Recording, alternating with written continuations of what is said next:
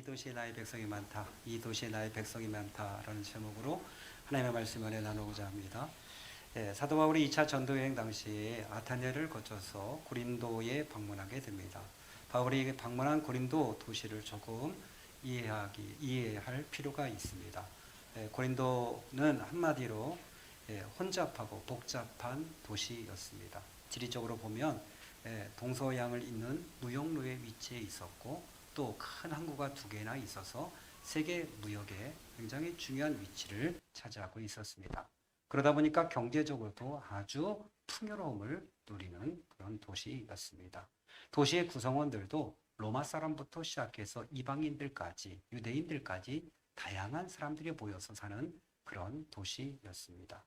종교는 여러 가지 신들을 섬기고 있습니다. 고린도라고 하는 곳이 그리스의 한 지역입니다. 그리스도 하면 로마 신화가 생각나지 않습니까? 다양한 신전들이 그곳에 있었고 대표적인 신전은 미의 여신이라고 하는 아프로디테라고 하는 여신을 섬기고 있었습니다. 여러분이 알고 있는 비너스 신, 그게 아프로디테라고 하는 미의 여신이 되겠습니다. 미의 여신을 만족시키는 방법은 여자 사제들이 성적인 행위를 통해서 할 때에 여신이 만족한다라고 하는 그런 그 주장들을 했습니다. 그래서 여자 사제들이 남자 신도들이 오면 그 앞에서 성행위를 섹스를 함을 통해서 결국은 자신의 신 비너스를 만족시키는 그런 일을 벌였습니다. 사람이 만든 거죠. 쾌락을 위해서 그들이 조장한 거죠. 그래서 그 당시에 여자 사제, 다른 말로 하면 창녀들이 1000명 정도가 있었다라고 이야기할 정도로 굉장히 부유했지만 굉장히 타락했고 우상 숭배가 만연했던 도시가 바로 고린도라고 하는 도시입니다. 바울이 처음으로 이 도시에 혼자 방문을 하게 됩니다. 바울에게 있어서 여러 가지 압박감 가운데 이 도시를 방문하게 된 거죠. 왜냐하면 바로 전에 있었던 아테네라고 하는 곳에서 선교 사역이 활발하게 일어났고 그곳에서 굉장히 많은 영혼들을 구원했다고 한다면 자신감을 가지고 왔지 않겠습니까? 그래서 충만함으로 왔을 텐데 사실은 그렇지 못했습니다. 아테네라고 하는 도시도 만만한 도시가 아니었습니다. 이 도시는 흑은 철학의 본고장이었습니다. 이곳에 소크라테스, 플라톤, 아리스토텔레스의 본산지기도 했습니다. 그들은 늘 모여서 광장에서 토론하고 자신들의 철학과 사상을 나누는 것이 그들의 일상이었습니다. 그는 굉장히 문화적으로도 예술적으로도 앞서 있던 곳이 아테네였습니다. 뿐만 아니라 그들은 각종 신을 섬기고 있었는데 심지어 모든 신을 다 제단을 만들어 놓고 혹시라도 자신들이 빠뜨리는 신이 있을까 해서 그 알지 못하는 신이라고 하는 제단을 만들어 놓고 그 신조차도 섬길 정도로 그 정도로 다신을 섬기는 사람들이었습니다. 바울이 뛰어들어서 이들에게 너희들이 바로 알지 못하는 신이라고 하는 존재가 바로 예수 그리스도다라고 얘기했지만 그들은 받아들이지 않고 참패하고 맙니다. 그 마음을 가지고 이제 고린도로 내려오게 된 것이죠. 그냥 내려와 보니까 문제는 뭐죠? 고린도 지역이 더 만만치가 않은 거예요. 이들이 복음을 받아들일 것 같지가 않은 거예요.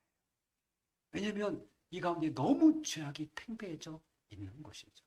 그러면 교회 가운데 가장 문제가 많은 교회가 어디죠? 고린도 교회죠. 나중에 교회가 세워지고 난 다음에 교회 안에 그죠? 계모와 성적인 문제라든지 성도들 간의 어떤 법적인 문제라든지 질서의 문제라든지 은사 가지고 자랑하는 문제라든지 교회에서 겪을 수 있는 모든 문제가 고린도 교회 안에 있어요.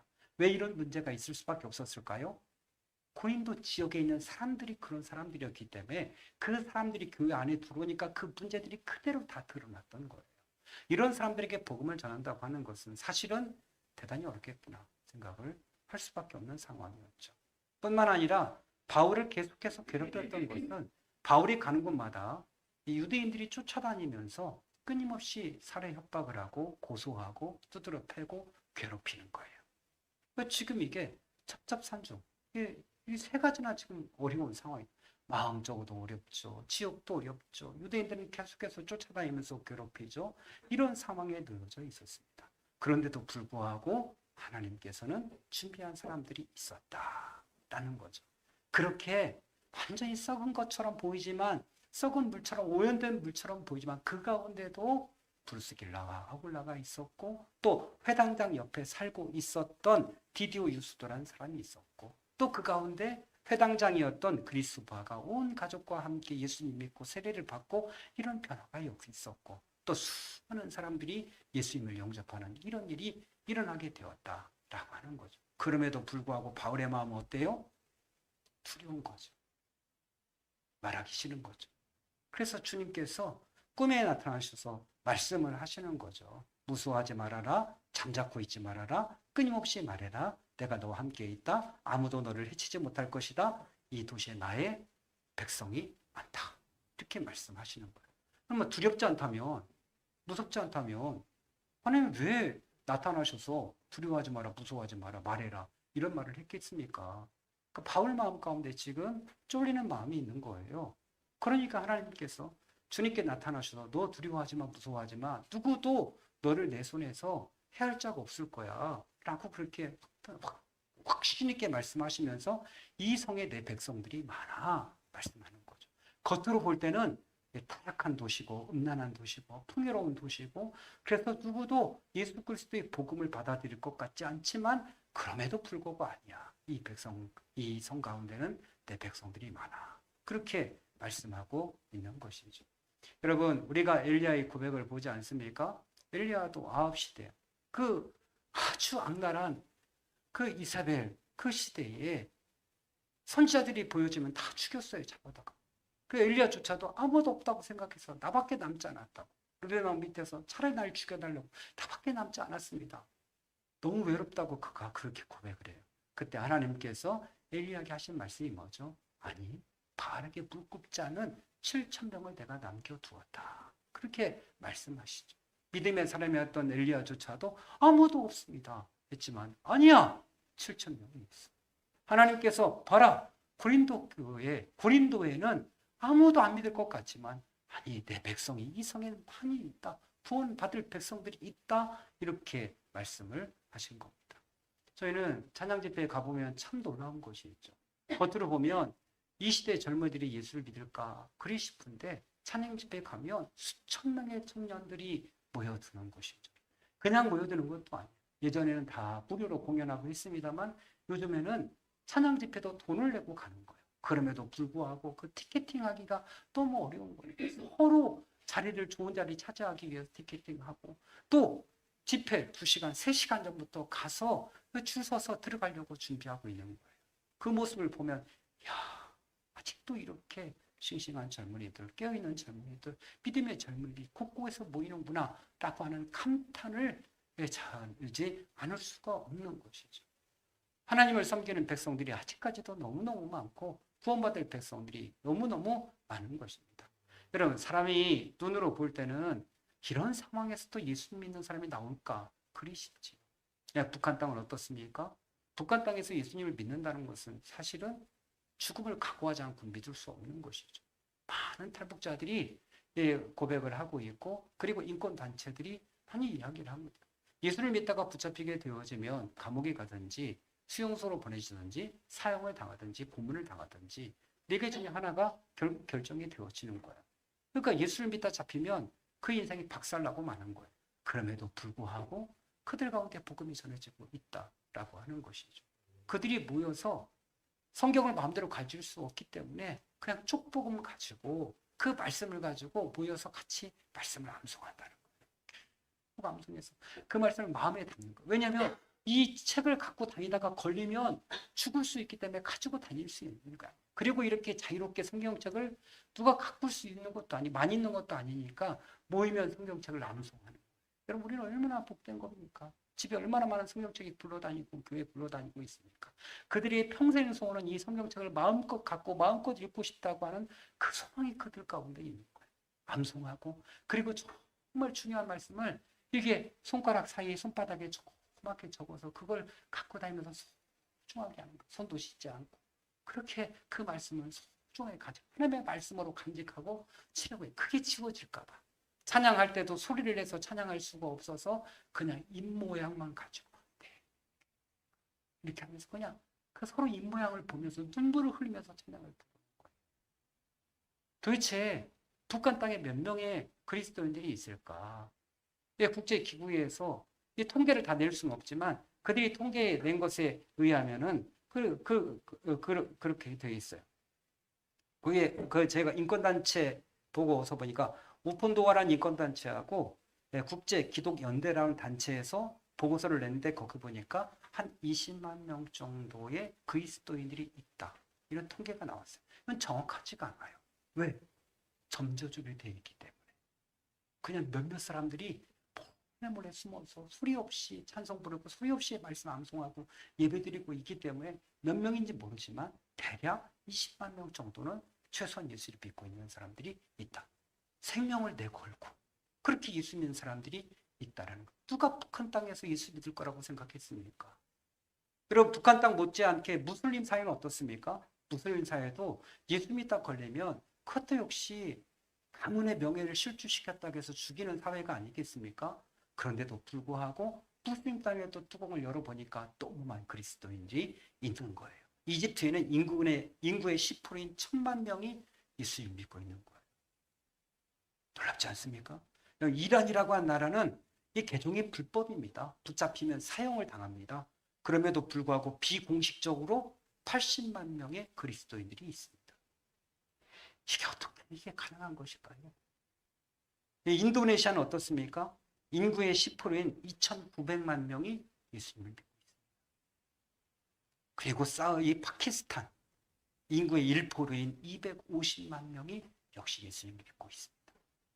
다 무슬림처럼 보이지만 아니요, 그 가운데도 250만 명은 복음을 증거하고 순교로 각오하고 그렇게 살고 있다는 거예요. 사우디아라비아는 더 많을지 박해가 심한데도 그곳에도 150만 명의 그리스도인들이 예수를 믿고 있습니다. 우리가 생각할 때 북한 땅에 어떻게 복음이 전해져? 어떻게 무슬림 나라에 복음이 전해져? 죽는 곳에 어떻게 복음이 전해져? 라고 얘기하지만 그곳에도 복음이 전해지고 그 땅에서도 하나님의 백성이 있다. 하나님께서 부르시는 백성들이 있다라고 하는 것입니다. 전도라고 하는 것은 불신자를 설득하는 것이 아니고 그가 아직은 믿고 있지 않지만 그러나 하나님이 선택한 백성을 찾아내는 거죠. 없는 걸 부르는 게 아니에요. 하나님이 선택했지만 아직은 가리워져서 그게 본인도 모르고 우리도 모르고 아무도 모르고 하나님밖에 모르지만 혹시 이 사람인가? 이 사람이 하나님이 선택한 사람인가? 이 사람이 하나님이 부르고 계신 사람인가를 찾아서 다니는 것이 그것이 전도다라고 하는 것이죠. 여러분 우리가 누가 예수 믿게 생겼습니까? 제가 예수를 믿게 생겼습니까? 가문으로 보나 성향으로 보나 이게 성격으로 보나 예수 믿을 사람 자체가 아닌 거죠. 여러분 가운데 예수를 믿을 수 없는 사람들이 대부분 아니겠습니까? 어떻게 예수를 믿게 되었습니까? 하나님이 선택해서 부르셨기 때문에 예수를 믿게 된 것이지 이걸 어떻게 다른 방법으로 설명할 수가 없어요. 아무리 생각하고 생각해봐도 우리가 예수를 믿은 게 기적이 아닙니까? 우리 아버지 엄마가 믿은 것도 아니고 우리 집안 믿는 것도 아니고 하나님이 나를 부르셔서 믿게 했다고 하는 건 이건 기적주의. 왜? 창세 전에 선택했대요. 근데 그 복음을 하나님께 다른 사람을 통해서 접하게 하시고 불러주셔서 믿게 된 것 아니겠습니까? 우리가 살고 있는 사회는 어떻습니까? 여러분 하나님께서 뭐라고 말씀하시겠습니까? 여전히 내 백성이 많다라고 말씀하지 않을까요? 네가 있는 그곳에 네가 있는 집안, 네가 있는 마을에, 네가 있는 그 직장에 아직도 내 백성들이 많다라고 말씀하지 않을까? 내 눈에만 보이지 않을 뿐이지. 그러나 하나님께서 보실 때는 그곳에도 역시 구원받을 하나님의 백성들이 숨겨져 있다라고 하는 것이죠. 제자들 눈에는 추수할 영혼들이 보이지 않았습니다. 그러나 주님이 말씀하셨죠. 이미 곡식이 휘어져서 추수할 때가 되었는데 일꾼이 없다. 우리 주님의 눈으로 볼 때는 얘도 구원해야 되고 얘도 구원해야 되고 얘도 구원해야 되는데 구원할 사람이 없는 거예요. 여러분 전하는 자가 없이 어찌 듣고 듣는 자가 없이 어떻게 구원을 받겠냐고 말씀하지 않으셨습니까? 주님께서 누군가 가서 그 사람을 설득하고 이해시키고 감동시켜서 너는 하나님의 선택한 사람이라고 해서 그를 구원하고 회심시켜야 되는데 그 사람이 없다라고 하는 것이죠. 이게 하나님의 눈과 사람의 시선의 차이 아니겠습니까? 제가 박한선 목사님 책을 한 것 몇 개월 전에 사두었습니다. 한참 떠오르고 계신 분이고 정말 많은 분들이 박한수 목사님에 관심을 갖고 있기 때문에 여러분도 다 아시는 분이실 거예요. 사놓고 뭐 탄핵 사태가 이제 벌어지고 막 하고 휘몰아치고 하면서 잊어버리고 있다가 이분이 탄핵을 거치면서 그래도 중심을 딱 잡았어요. 참 많이 욕을 먹었습니다. 우파로부터. 근데 이분은 좌파도 아니고 우파도 아니고 이도올리가 결코 신앙을 앞설 수 없다. 이 주장이었어요. 교회가 정치가 교회를 판치면 안 된다. 이런 주장을 수많은 사람들이 같이 공격을 했지만 중심을 그래도 딱 잡은 유명한 목사님 중에 한 분이에요. 야, 이분 그래도 됐네. 라는 생각을 가지고 책을 읽으면서 이분의 그 성장기를 보면서 참 은혜가 되었어요. 이분은 6남 1녀 중에 막내로, 그러니까 7번째로 태어났어요. 가난한 불신자 집안에서, 그리고 지리산 자락에서 어렵게 성장을 했습니다. 아주 어렸을 때에 그가 교회에 초청을 받아서 어린 나이에 방문을 했습니다. 예배를 끝나고 나갔는데 본인이 새롭게 사서 온 고무신이 없어져 버린 거예요. 끝까지 기다리면 누군가가 받고 싶고 갔으면 신발이 하나 남아야 되잖아요. 그런데 신발이 남질 않은 거예요. 그 소년 박한수는 집에 돌아가면서 내가 다시는 교회를 가거라 결심을 합니다. 지금도 그분의 표정을 보면 보통이 아닙니다. 그렇죠? 이 모양부터 이렇게 해가지고 보통이 아닙니다. 다시는 믿나 봐요. 그런데 정말 그 결심대로 갔는데 중학교가 되었을 때 친구 22명이 돌아가면서 온 거예요. 와서 교회 가자고. 22명이 번갈아가면서 이야기를 한 거예요. 이 박한수란 청소년이 내가 뭐길래 이렇게까지 오라고 하나 해서 교회를 다니기 시작해요. 그러면서 하나님의 은혜를 경험하고 그가 있었던 시골 교회는 전도사님이 오셨다가 그리고 목사 안수를 받으면 떠나는 그런 시골 교회.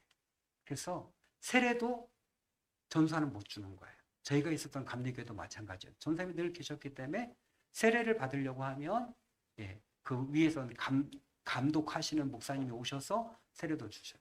전도사님이 예배 마칠 때도 축도를 못해요. 그 목사님이 올 때만 축도를 받을 수 있어요. 그러니까 성도들이 그 축도 시간을 너무 사모하는 거예요. 목사님이 축도해 주셨으면 좋겠는데 목사님이 없으니까. 그런데 고등학교 1학년 때에 목사님이 되셔서 전도사님이 가버린 거예요. 그러니까 성도들 몇 명씩 이렇게 모여서 예배 드리는데 초등학교 때 늘 간질하다가 이렇게 쓰러지고 뭐 이렇게 하다 보니까 그 친구가 너무 창피해서 그냥 훌쩍 떠난 친구가 4년 만에 고등학교 1학년 때 다시 그 교회로 돌아왔어요. 근데 또 다시 간질을 하기 시작하는데 어른들이 슬금슬금 다 피하고 이러는데 갑자기 이 박한수 고등학생에게 머릿속에 예수님이 귀신을 쫓아내는 그 말씀이 떠오르면서 갑자기 입으로 내가 예수 이름으로 명하노니 떠나가라 명령한 거예요. 그랬더니 귀신이 말하는 거예요. 말하기 시작하고 너 누구냐 물어봤더니 내 속에 군대 귀신이 들어요. 7명인가 9명 들어있고 예수 이름으로 떠나가라 했더니 그대로 일자로 뒤로 팍 떨어졌는데 여러분 귀신 쫓을 때 뒤로 떨어지면 머리가 깨질 것 같은데 안 깨져요. 참 이상해요. 그냥 그대로 떨어져서 마룻바닥이었다는데 마룻바닥에 꽉 좀 있다가 깨났는데 이 친구가 정상이 되어졌고 간질병이 치유된 거예요. 보면서 야 될 놈은 다르네. 고등학교 1학년 때부터 아직 아무것도 모르는 그 시기를 귀신을 쫓아내더니 될 놈은 다르네. 나는 고2 때가 돼서 구역예배를 인도하고 다녔는데 이 차이구나. 고1 때 귀신을 쫓아내면 10,000명 성도가 되고 고2 때 구역예배 인도하면 50명 성도가 되는구나. 이 안타까움이 있네요. 성이 너무 늦었다.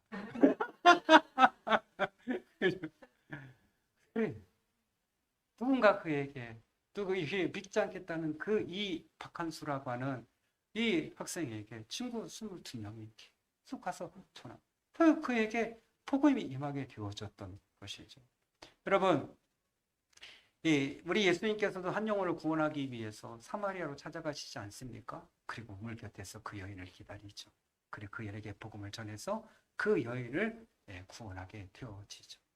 사실은 구원할 영혼 하나님의 백성이 없는 것이 아니고 우리의 노력과 우리의 열정이 부족한 것 아니겠습니까? 산삼을 캐러 다니는 사람들의 모습을 보면 산을 얼마나 헤매는지 모르죠. 그게 길이 없는 곳만 다니고 험한 곳만 다니는 거예요. 왜 길이 있는 곳은 이미 사람들이 다 뒤졌기 때문에 뭐 산 도라지도 없고 약초도 없는 거예요. 그러니까 뭐 험한 곳만 다니고 안 다닌 곳만 다니고 그렇게 다니면서 산삼을 찾아내는 거죠. 하루에 안 되면 막 2박 3일, 3박 4일씩 산에서 그냥 비닐 하나 치고 노숙하고 주먹밥 먹고 막 그러면서도 그 산삼을 찾아다니고 산삼을 발견했을 때 소리를 지르면서 그 기쁨을 나누는 거죠. 저는 왜 신받다를 외치나 했더니 그들이 한풀이에요. 신받다 하면서 그냥 그 응어리치는 게 다 풀어내는 거죠. 우리도 역시 마찬가지 아니겠습니까? 그런 마음과 그런 열정을 가지게 된다면 하나님께서 감추어 두신 구원하고자 하는 그 백성들 그 얼마든지 찾아낼 수 있다라고 하는 거죠. 저희가 삼포로 이사 간 지가 벌써 꽤 오래되었습니다. 삼포로 이사 가면서 설화사랑교회가 워낙 삼포를 잘 섬기고 있기 때문에 저희가 전도해야겠다는 생각은 전혀 하지를 않았습니다. 왜냐하면 서로가 전도하는 것은 이게 겹치는 것이고 서로가 경쟁처럼 보일 수도 있고 좋지 못하기에 설화사랑교회가 잘하고 있기 때문에 열심히 하시면 좋겠다. 그런 마음 가지고 저는 이제 청소년과 이쪽에 힘을 쏟았죠. 그런데 얼마 전부터 하나님께서 저희 마음 가운데 그래도 네가 살고 있는 아파트 힘써야 되지 않겠냐, 찾아야 되지 않겠느냐 이런 마음을 제 마음에 두죠. 그래서 지난주에 제가 만든 특급란을 가지고 옆집, 윗집, 아랫집 방문을 했습니다. 그 옆집 아저씨를 물고 나오셨는데 아저씨도 놀래고 저도 놀래고 서로가 놀랬어요. 그래서 이게 이제 제가 자연에서 길은 아닌데도 말 드셔보시라고 하고 문을 닫았어요. 그리고 이제 옆집으로 가는데 다시 그 문을 열고 감사하다고 해서 다시 또 인사하고 그리고 또 들어가시라고 해서 들여보내고 옆집에 그렇게 몇 년 동안 같이 살면서 정식으로 인사한 건 처음이에요. 너무 심한 거죠. 그죠? 저희 라인 계산해 보니까 석발리 인구보다 더 많아요. 가구수가. 야, 그렇구나. 한 라인에 3가정씩이거든요. 한 집, 두 집, 한 집, 두 집. 14층까지. 석발이 중등, 구등보다 더 많아요. 한 라인. 정말 많은 사람이. 엄청나게 많은 사람이 살고 있는데 그냥 다니는 거예요. 그리고 또한 그들에게 선한 영향을 끼치기 위해서 엘리베이터 안에다가 예쁜 바구니를 달고 그리고 거기다가 사탕을 넣었어요. 그리고 거기다가 행복 하나로 보내시라고. 다음 분을 위해서 하나씩만 드십시오. 라고 그 사탕을 넣어 사람들이 다니면서 사탕을 하나씩 먹고 저도 오늘 나오면서 하나 먹으면서 처음부터 거기다 뭐 교회 이름 쓰고 막 이러면 사람들이 거부감 가질까봐 그렇게 시작하면서 점차 그들에게 선한 영향 다른 것도 거기다 놔드리고 이렇게 하면서 그 홍보집도 놔드리고 복음을 전할 수 있는 기회가 돼요. 저 라인에 저는 채 그저 하나님이 주신 알을 전해주면서 복음을 전하고 그러면 하나님께서 정말 그 가운데 그 사마리아 여인 같은 사람 하나님께서 정말 찾는 백성 만날 수 있지 않을까요? 내가 그저 늘 만나는 사람들 늘 접하는 사람만 접하니까 우리가 하나님 백성이 누군지 없는 것 같지만 그렇지 않다고 하는 거죠. 바울은 이 고린도 지역에 아무도 없는 곳에 혼자 갔어요. 그리고 정말 구원할 사람이 없는 것 같은데 그곳에서 프리스길 알로하부터 만나기 시작하면서 이 역사가 일어나기 시작하는 거죠. 그럼 적산에 가면 아운의 순대국밥집이 있죠. 자주 가고 거기에 우거지 이 등뼈탕이 너무 맛있어서 뭐 자주 저희들이 가고 그러는데 지난주에 이야기 듣고 얼마나 마음이 불편했나 몰라요. 그 부부가 열심히 장사하시거든요. 잘하시고. 그런데 그 남이 초등학교 가기 전에 왼쪽에 교회가 하나 이렇게 번듯하게 세워졌는데 그 교회를 다닌다는 거예요. 어째서 그 교회를 다니느냐? 그 교회 목사님 사모님이 늘 와서 식사를 하셨다는 거예요.